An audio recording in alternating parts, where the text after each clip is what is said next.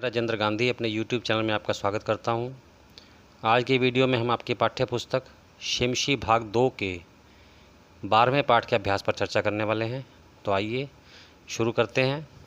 पहला प्रश्न है, एक पदेन उत्तरम लिखत। एक पद में उत्तर लिखो। पहला, कस्य शोभा एकेन राजहंसेन भवति। किसकी शोभा एक राजहंस से होती है? उत्तर, सरसह तालाब की। सरसह तीरे के बसंती।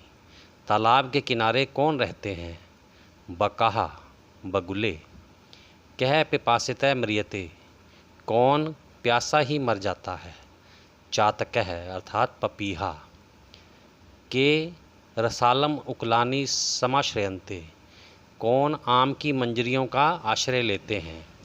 भृंगा अर्थात भंवरे। अम्बोदा कुत्र संति। बादल कहाँ हैं? गगने आकाश में। अगला है, अधो लिखिता नाम प्रश्ना नाम उत्तराणी संस्कृत भाष्या लिखत। नीचे लिखे प्रश्नों के उत्तर संस्कृत भाषा में लिखो। पहला प्रश्न है, सरसह शोभा केन भवति। तालाब की शोभा किससे होती है? उत्तर, सरसह शोभा राजहंसेन भवति। तालाब की शोभा राजहंस से होती है।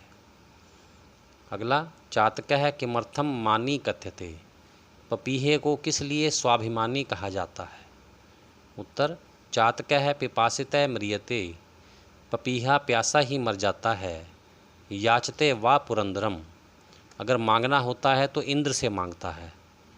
अतः स मानी कथ्यते, इसलिए उसे स्वाभिमानी कहा जाता है। अगला है, मीनः कदा दीनाम गतिम प्राप्नोति। मछली कब दयनीय अवस्था को प्राप्त करती है? उत्तर, यदा सरोवर संकोचम अंचति।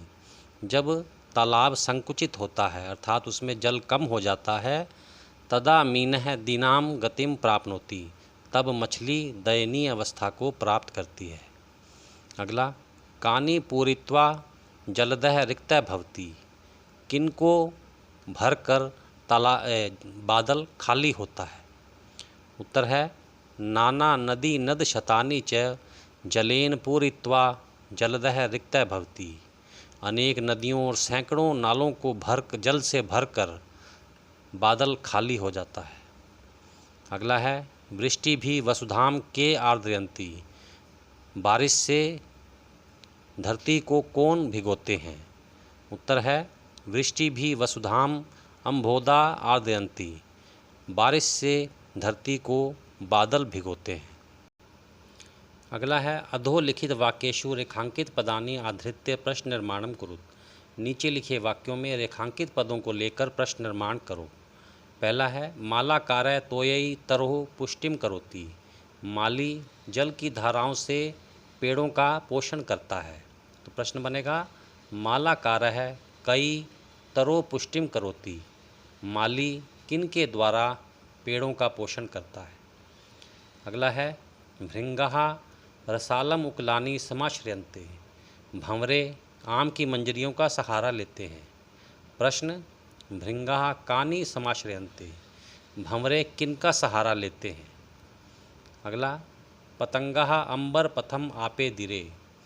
पक्षी आकाश के रास्ते को प्राप्त करते हैं। तो प्रश्न बनेगा, के अंबर पथम आपे दिरे। कौन आकाश के रास्ते को प्राप्त करते हैं? अगला, जलदः नाना नदी नद शतानि पूरित्वा रिक्तो अस्ति। बादल अनेक नदियों और सैकड़ों नालों को भरकर खाली है। तो प्रश्न बनेगा, के नाना नदी नद शतानि पूरित्वा रिक्तः अस्ति। कौन अनेकों नदियों और सैकड़ों नालों को भरकर खाली है? अगला, चातकः वने बस्ति। पपीहा जंगल में रहता है। तो प्रश्न, चातकः कुत्र बस्ति। पपीहा कहाँ रहता है? अगला है, अधोलिखितयो श्लोकयो भावार्थम स्वीकृत भाषा लिखत। नीचे लिखे श्लोकों का भावार्थ अपनी भाषा में लिखो। पहला है, तोयै रल्पै रपि। इस श्लोक का भावार्थ है, हे माली, इस भयंकर सूर्य की तपन में कम जल होने पर भी तुम्हारे द्वारा दयापूर्वक इस वृक्ष का पोषण हुआ है। क्या वर्षा काल में बादलों के द्वारा चारों ओर से जल बरसाती हुई जल धाराओं के द्वारा वृक्ष का यह पोषण संभव है? अर्थात नहीं। भाव यह है कि कठिन समय पर की गई थोड़ी सी सहायता अधिक महत्वपूर्ण है। अच्छा समय होने पर तो सभी सहायता के लिए तैयार हो जाते हैं। दूसरा श्लोक है रे रे चातक। इसका भावार्थ है, हे मित्र चातक, सावधान मन से मेरी बात को पल भर सुनो। आकाश में बहुत से बादल हैं, वे सभी एक जैसे नहीं हैं। उनमें से कुछ वर्षा करके धरती को गीला करते हैं और कुछ व्यर्थ में ही गरजते रहते हैं।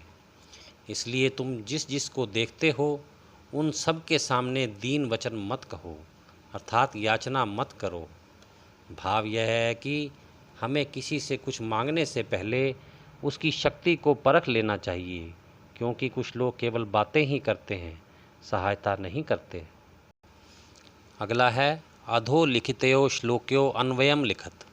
नीचे लिखे श्लोकों का अन्वय लिखो। पहला है आपे दिरे। इसका अन्वय है, पतंगः परितय अंबर पथम आपे दिरे, भृंगः रसालम अकुलानि समाश्रयन्ते, सरह त्वयि संकोचम अंचति, हंत दीन दीनः मीनः नु कतमाम गतिम अभ्युपैतु। अगला है आश्वास्य। इस श्लोक का अन्वय है, तपनोष्ण तप्तम पर्वतकुलम आश्वास्य, उद्दाम दाव विदुराणी काननानि च, आश्वास्य नाना नदी नद शतानि पूरित्वा च, हे जलद यत रिक्तय असि तव सा एव उत्तमा श्री।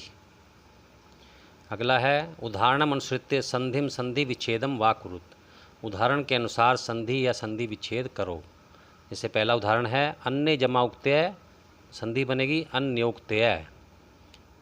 इसी प्रकार निपितान्य अम्बूनी, संधि छेद बनेगा निपितानी जमा अम्बूनी। कृतोपकार है, कृत जमा उपकार है। तपनोष्ण तप्तम, तपन जमा उष्ण तप्तम। तव जमा उत्तमा, तवोत्तमा।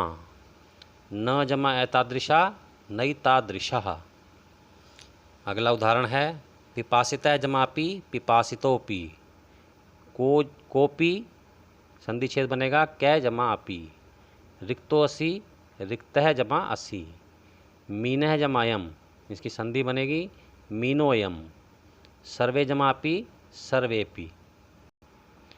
अगला उदाहरण है सरसः जमा भवेत, सरसो भवेत।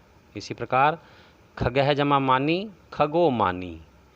मीनो नु, मीनः जमा नु। पिपासितः जमा वा, पिपासितो वा। पुरतो माँ, पुरतः जमा माँ। अगला उदाहरण है मुनि जमापि, मुनिरपि। इसी प्रकार तोयै जमा अल्पै, तोयै रल्पै। अल्पै रपि, इसका संधि छेद बनेगा अल्पहि जमा अपि। तरोह जमापि, तरोरपि।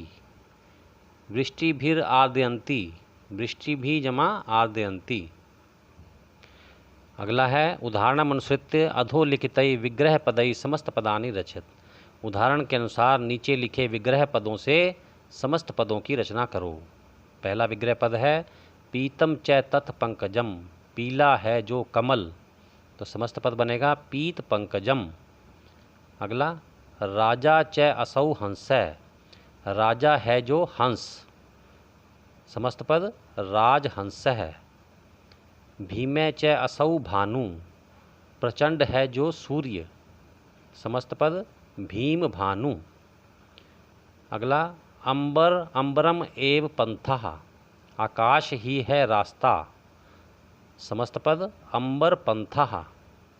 उत्तमा च इयम श्री, उत्तम है जो शोभा, समस्त पद उत्तम श्री। अगला सावधानम च तत् मनः तेन, सावधान है जो मन, तेन उससे, सावधान मनसा। प्यारे बच्चों, इसी के साथ आज का वीडियो समाप्त होता है। अगर आपने चैनल को सब्सक्राइब नहीं किया तो अवश्य कर ले। धन्यवाद। आप सबका कल्याण हो।